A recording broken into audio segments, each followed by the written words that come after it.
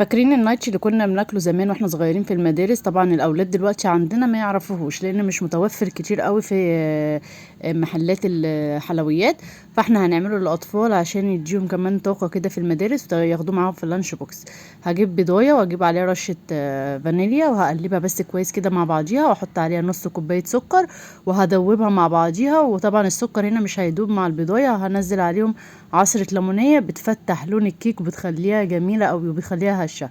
وهنزل بنص كوباية زيت وكوباية لبن وهقلب المقدار ده كده كله مع بعض. المواد السائلة دي كلها هقلبها من بعضيها عشان كمان السكر يدوب معايا مع اللبن دوت، هيحاول يدوب معايا السكر.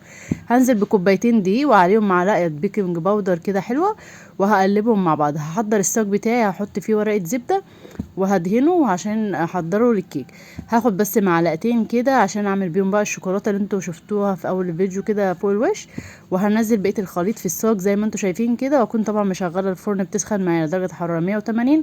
الكيك ده هياخد معاكي 20 دقيقه في الفرن بس، مش هيقعد اكتر من كده، ما بياخدش وقت خالص لان سمكه رفيع. هسويها بالطريقه اللي انتوا شايفينها ديت وهسيبه كده على جنب. هنزل بمعلقتين كاكاو عشان خاطر عايزه لون الكيك اللي انا هعمل بيه الخطوط يبقى غامق معايا كده عن الكيكه اللي انا عاملاها. بس هيبقى معايا بالطريقه ديت. لو لقيتيه تقيل معاكي هتحطي له كده معلقتين لبن وتدوبيه عشان خاطر ايه يخف معاكي. اي حاجه عندك موجوده او كيس بتاع تلاجة حطي فيه الصوص دوت واعمليه بنفس الشكل اللي انا بعمله لك. بس سهل جدا بسيط، ما فيهوش اي حاجه ومش مكلف. وصدقيني هيعجب الاولاد قوي لان احنا واحنا صغيرين كنا بنجيبوه كان بنحب الطعم بتاعه. فاكيد الاولاد عندنا هيحبوه في المدارس، وكمان نفكرهم بيه كده دايما نعمله لهم في دخلة المدارس، وكمان هيبقى مفيد ليهم عن الشيبسيات واي حاجه بيجيبوها.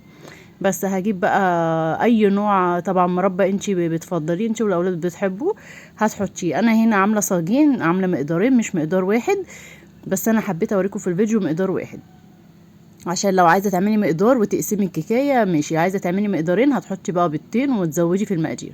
بس هحاول كده بقى اسويه واقيس الكيكه واقطعها كده زي ما انتوا شايفين. واهم حاجه طبعا هتشيلي الجناب بتاعته وبيطلع معايا بنفس الشكل والجمال. عايزه تقطعيه ارفع من كده قطعيه، بس زي ما انتوا شايفين انا بقطعه كده من الجناب. يعني حاجه ممتازه جدا وهتقدميه كده للاولاد وتحط لهم في اللانش بوكس وجميل جدا وبالف هنا. جربي الوصفه وعلى ضمانتي.